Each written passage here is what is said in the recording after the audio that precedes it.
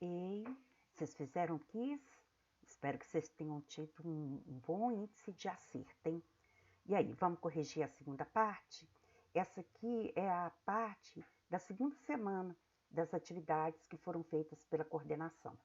A gente vai agora fazer a correção dessa segunda parte. Vamos lá. A primeira tem a ver com essa tirinha aqui, a tirinha do Piteco. Ele aparece muito nas nossas histórias aí da pré-história, né? Primeira questão. Segundo, leia a tirinha, né?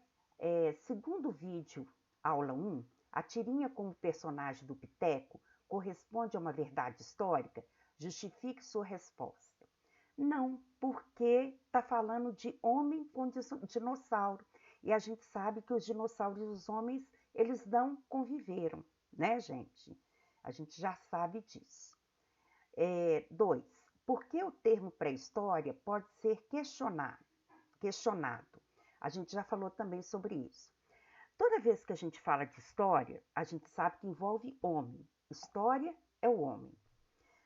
Se na pré-história já existiu o homem, então não tem sentido ser pré-história, já que esse sufixo aqui quer dizer antes da história, né? Então não teria por quê, né? Uma outra questão também é que tem gente que entende que história é porque tem que ter escrita. E na pré-história, o homem ele não tinha ainda descoberto a escrita. Acontece que mesmo que esse homem ainda não tivesse descoberto a escrita, esse homem existia, produzia e vivia bem.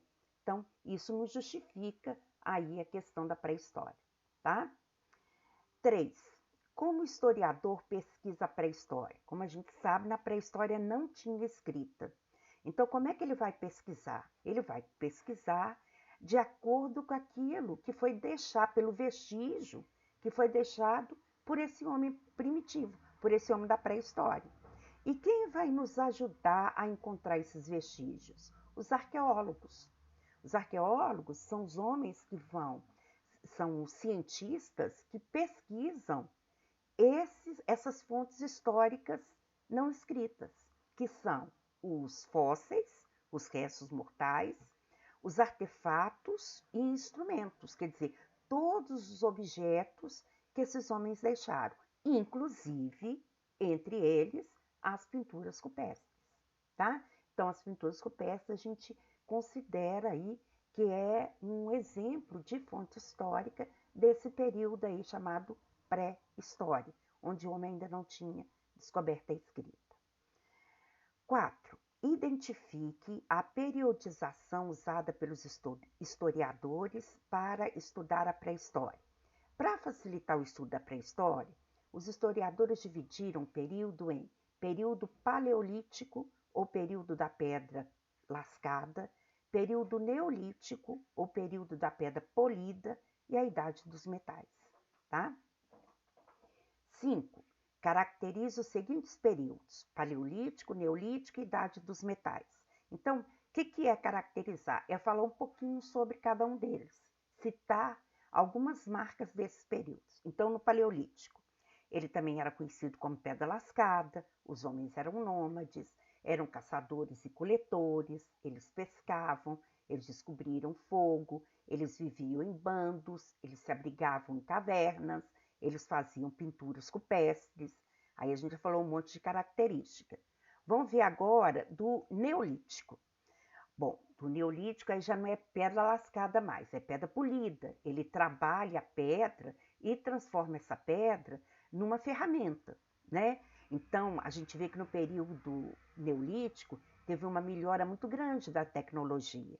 Ele consegue construir a flecha, o arco, ele inventa a roda, os homens começam a praticar a atividade agrícola, começam a domesticar os animais, que a gente chama hoje de pecuária, eles deixam de ser nômades e passam a ser sedentários, a produção dos alimentos aumenta muito, eles passam a se preocupar em ter uma moradia fixa, né? Porque eles têm que cuidar desses animais e têm que cuidar dessa plantação. Eles começam a produzir a mais, o que está sobrando eles começam a trocar com os outros, dando origem à atividade que a gente chama de comércio. Eles começam a formar as primeiras vilas, as primeiras aldeias e começa a surgir até entre eles a questão da liderança. Esse é o período neolítico. A idade dos metais. A idade dos metais é o homem avançando um pouquinho mais na tecnologia. Ele vai descobrir a metalurgia. O que é a metalurgia? Ele vai descobrir que ele pode misturar dois minerais e ele vai obter um terceiro. Então, ele vai conseguir produzir com a metalurgia instrumentos, ferramentas que são muito mais duráveis, são mais rígidas, duras, que vai ajudá-lo principalmente na agricultura e na produção de armas para ele se defender do ataque de outros povos. Então, as armas, a produção dos metais, a produção de armas, vai acabar no final influenciando o aparecimento das disputas entre um grupo contra o outro. Aquele que tem melhores armas, um número maior de armas, tem a possibilidade de vencer, de dominar o outro grupo, né? Então, essa é a idade dos metais. A marca é a metalurgia. Ele descobriu que ele pode transformar o metal na ferramenta que ele quiser. Ele faz o molde e transforma na ferramenta que ele quiser. E ele vai aprender também que quando ele mistura o cobre com o estanho, ele vai obter um terceiro instrumento de metal, que é o bronze, tá? Observe o mapa. Esse mapa aqui é falando dos caminhos que o homem fez para poder chegar aqui da América. Nós sabemos que a procedência do homem, tudo começou aqui na África, né? Todas as setinhas, vocês estão vendo aqui, olha, passam pela África, né? E aí, qual que é a atividade? A atividade é, vocês vão escrever um texto de no máximo 5 linhas, que vai descrever como é que foi o povoamento da América. Então, na verdade, aqui a gente tem duas teorias. Tem a primeira teoria, que é a teoria do Estreito de Bering. É também conhecida como teoria de Clovis, que é o homem que sai da África, atravessa a Europa e a Ásia, atravessa o Estreito de Bering, que estava congelado nessa época, era a era glacial, então estava congelado, ele vai passar andando e vai chegar aqui na América. A outra teoria é uma teoria que a gente chama de transoceânica, porque ele vai atravessar o oceano. Ele sai da África, vem aqui para a América, para a Europa, da Europa ele vem aqui para a Oceania, da Oceania ele vai atravessar o Oceano Atlântico, por isso que é transoceânica, e vai chegar aqui na América do Sul. Nós temos comprovações hoje, em função das características físicas dos primeiros habitantes da América, aqui do norte da América do Sul, que a gente pode ter essas duas formas de povoamento, porque nós temos características tanto de povos vindo daqui, quanto vindo dessa região aqui da Ásia, ok? Então, são as duas teorias. Você vai fazer um texto falando essas duas teorias, escrevendo essas duas teorias. Na última questão, fala que o professor da aula 2, ele disserta sobre 3 teorias que explicam o povoamento da América e pede para comentar cada uma delas. 2 delas é essa que eu acabei de falar com vocês, a do Estreito de Bering e a transoceânica. A terceira, eles falam que o homem chegou aqui na América por uma onda migratória. É o homem que vai andando, vai se reproduzindo e vai andando e vai se reproduzindo e chega aqui na América, né? Que essa migração, esse homem que vai se reproduzindo, andando, reproduzindo e andando, que ele pode ter usado um desses 2 caminhos. Então, a terceira é que ele chama de ondas migratórias, tá? Bom, então essas são as atividades da segunda semana do início do nosso isolamento social. Se você teve alguma dúvida, você vai aproveitar agora, vai lá no chat e vai escrever essa dúvida. Mas antes de você ir lá e a gente trocar algumas ideias aí, eu queria chamar a atenção de vocês para isso que está escrito aqui, ó.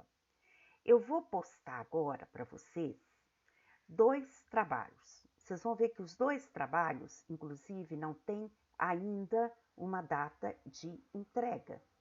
Então, por que você está postando, professora? Porque eu quero que devagar você já vá pensando como é que você vai fazer esses trabalhos, para que você não fique apavorado, afobado, pressionado para poder fazer.